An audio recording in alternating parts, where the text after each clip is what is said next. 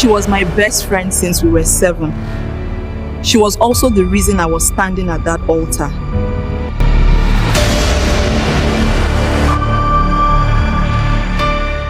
The morning of her wedding, Adaeze was not nervous.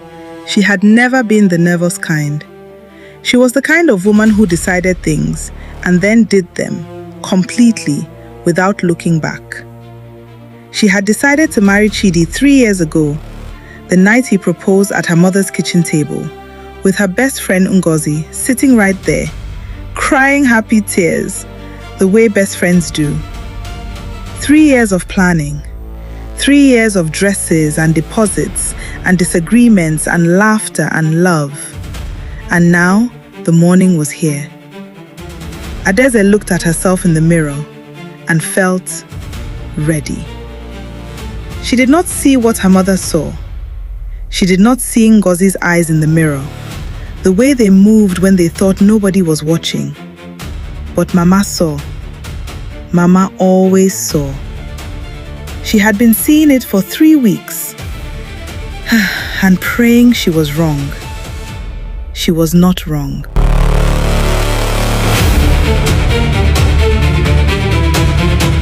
Chidi and Ngozi had known each other longer than Adaeze knew either of them. They grew up on the same streets before Adaeze arrived, before everything. Adaeze never knew this, or rather, she knew it and did not think it mattered, because Ngozi was her best friend and Chidi was her love. And people who love you do not do certain things. That is what Adaeze believed, right up until the week before the wedding, when she saw Ngozi's hand move to flip her phone over. Just that, just the hand, moving too quickly to cover something. Adaeze looked away, because on the week before your wedding, you choose to look away. You choose to believe. You choose. She chose. And she walked into the next morning, and into her bridal chair, and into the church, with that choice still sitting in her chest, quiet, waiting.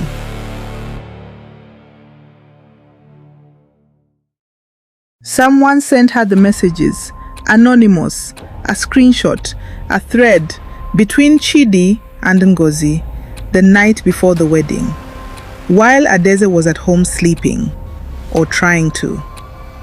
She read every message, all of them. Standing in a corridor, in a wedding dress, 40 minutes before she was supposed to say "I do." And when she finished, she did not cry. She stood very still and looked at the door, where 300 people were waiting, including her mother, who had worked 3 jobs for this day, and Chidi, who was on the other side of that door, smiling, the practiced smile, and Ngozi, in her burgundy dress, waiting to stand beside her while she said, "I do," to the man they had both been saying "I do" to. Adaeze stood in that corridor for exactly 4 minutes. Then she made a decision. Not the decision anyone expected. The decision that only Adaeze could make.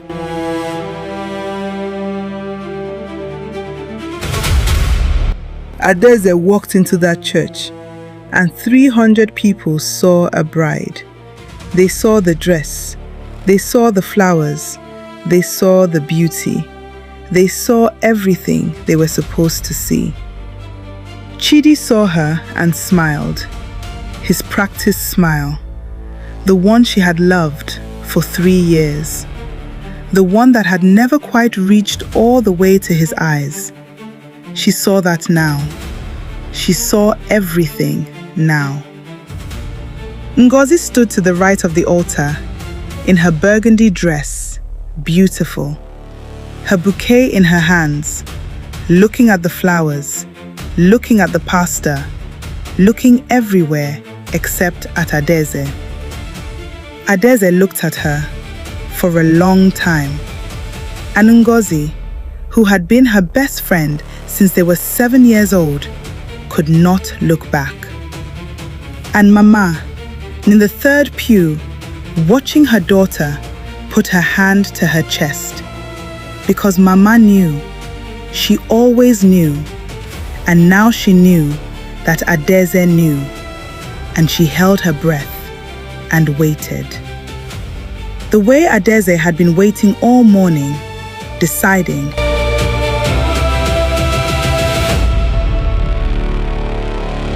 When the pastor asked Adaeze to say her vows, she did not say her vows. She said something else. She spoke calmly, clearly, the way Adaeze always did things, completely. She said, "I want to thank everyone for being here today. You came because you love me, and because you love Chidi, and because you believe in what this day represents. I believed in it too, this morning, in a corridor, before I read something I was not supposed to read. But someone decided I should, and they were right." She turned to Chidi. "I do not hate you. That is the truth. I have spent 4 minutes deciding how I feel about you right now. And what I feel is, I deserved better. Not from a perfect man, just from an honest one." The church was so quiet you could hear the flowers. Then she turned to Ngozi and said, "I have one question. Not for now, for when we are alone. Just one question. Was it worth it?" Ngozi, who had been her best friend for 20 years, began to cry and said nothing. And her silence was the only answer the church needed. Then Adaeze turned to her mother, who was standing, not crying, the way strong women stand when everything is falling, upright, because someone has to be. And Adaeze said, "Mama, I am sorry about the money. I will pay you back, every kobo." Then she picked up the bottom of her dress, the one she had chosen 3 years ago, and she walked down the aisle, back through the 300 people, through the doors, into the sunlight, and she did not look back, not once.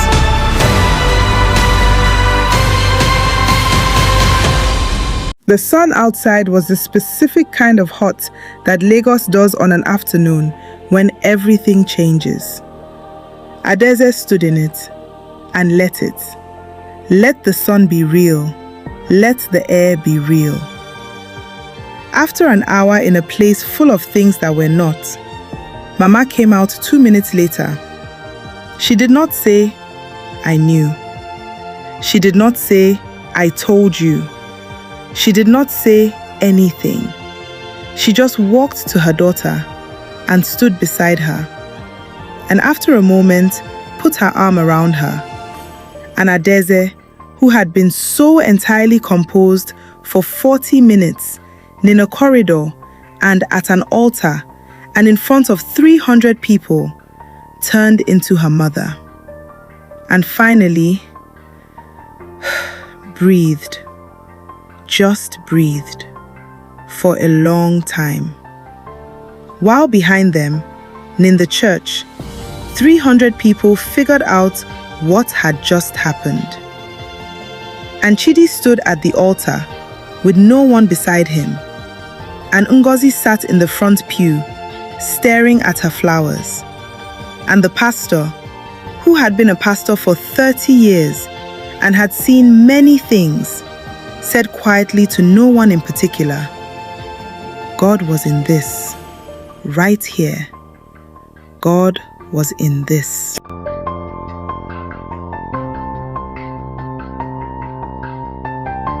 When everyone had gone, Adaeze asked to speak to Ngozi alone, just the two of them, in the side room. Ngozi cried and explained and apologized, and Adaeze listened to everything. Then asked her question, the one she had asked at the altar. Was it worth it? Ngozi was quiet for a moment, then said, "No, it was never worth it. I knew that the night had started, and I did it anyway, because I have been one step behind you my whole life. And for one moment, I wanted to be first, and I hated myself the moment I was." Adaeze looked at her for a long time. The 20 years between them, primary school, secondary school, university, every heartbreak, every celebration, every late night, every secret. 20 years. And then Adaeze said, "I don't forgive you today. I want to be honest, I don't. But I also know that what you just said is the most honest thing you have ever said to me in 20 years. And maybe in some other life, we could have been honest like that without this." She stood up, picked up her dress, and walked out, leaving Ngozi alone in the room full of flowers for a wedding that did not happen. The flowers nobody had thought to take down, because nobody, even now, knew quite what to do with all of it. 1 week later, Adaeze was at her mother's table, drinking tea, in her own clothes, not a bride, just a woman, who had walked into a church with one life and walked out with another. A letter came from the same anonymous sender. 2 lines. "I am sorry for how you found out, but you deserved to know. Someone who cares about justice." She never found out who sent it. She decided she did not need to, because whoever they were, they had done the thing that the people closest to her should have done, told her the truth. Adaeze kept the family photographs on the wall for now, not because she forgot, but because 20 years of real friendship, and even one that ended this way, deserves to exist somewhere, even on a wall, even in a story. She never spoke to Chidi again. She spoke to Ngozi once, 6 months later, briefly, to say, "I hope you found what you were looking for." Ngozi said, "Chidi and I lasted 3 weeks after the wedding." Adaeze said nothing, just nodded and ended the call. And Mama, who had worked 3 jobs, who had paid for a wedding that did not happen, said to Adaeze one morning, "I would have paid N times more to not have you say those vows. God protected you in a corridor with a phone at the right time. That is what God does. He does not always stop the wrong thing from starting, but He always provides a way out before it is too late." The way was a phone, the door was a corridor, and the girl who walked through it walked out of that church, not broken, not destroyed, still breathing, still here, still completely herself.